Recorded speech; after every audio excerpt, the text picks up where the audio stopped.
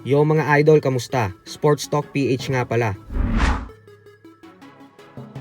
Ang laban ni Ayoka, pag-usapan natin yan mga idol. Ngunit bago ang lahat ay huwag kakalimutang mag-subscribe at i-click ang notification bell button for more sports talk.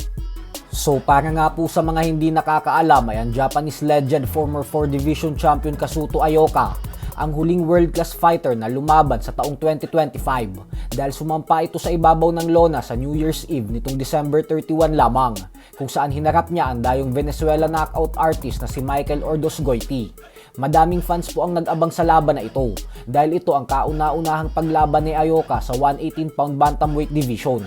Tapos gusto din makita ng mga tao kung may ibubuga pa ba si Ayoka sa sports ng boxing, lalo pat nanggagaling siya sa dalawang magkakasunod na masaklap na pagkatalo sa kamay ng former IBF Super Flyweight Champion Fernando Daniel Martinez. Bukod dyan ay hindi din po itong si Ordosgoiti basta-bastang kalaban, gawa ng may mabigat din itong record na 15 wins with 40 knockouts at isang talo lamang.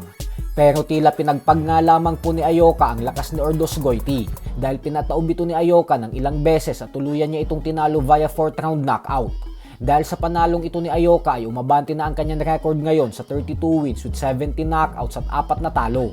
Target ngayon ni Ayoka maging kampiyon sa bantamweight division at bumasag ng record bilang kauna-unahang Japanese fighter na maging 5 division champion.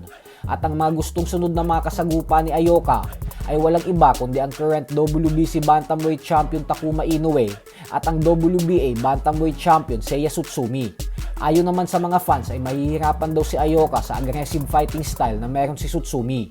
Kaya mas maganda daw kung ang lalabanan nito ay si Takuma Inoue dahil mas malakas daw ang tsansa nitong manalo dito at makamit ang kanyang pangarap na maging 5 division champion. Sa kabilang banda naman mga idol ay pinaliwanag na nga po ni Terence Crawford ang dahilan kung bakit nagdesisyon na lamang siyang magretiro sa pagboboxing matapos niyang talunin ng Mexican superstar na si Canelo Alvarez. Ayon kay Crawford ay 38 years old na daw kasi siya at ang edad niya umano ay matanda na para sa mundo ng boxing. Bukod dyan ay wala na din naman daw siyang kailangan pang patunayan kasi lahat ng pwedeng makuhang achievement sa sport ng boxing ay nakuha niya na. Dagdag pa nito na kahit ano pa din naman daw kasi ang gawin niya ay hindi naman daw ibibigay sa kanya ang respeto na dapat na natatanggap niya. Kaya wala na umano siyang nakikitang saysay pa upang lumaban ulit. Bukod dyan ay binanatan din ni Crawford ang mga legendary fighters na naunang sumikat at inuulan ng papuri at respeto ng mga fight fans. Ayon kay Crawford ay ang lamang lang naman daw sa kanya ng mga naunang legends ay dahil mas madami ang mga itong nakalaban ng mga sikat at kilala. Dahilan umano kung bakit akala ng mga tao ay sobrang lalakas ng mga ito.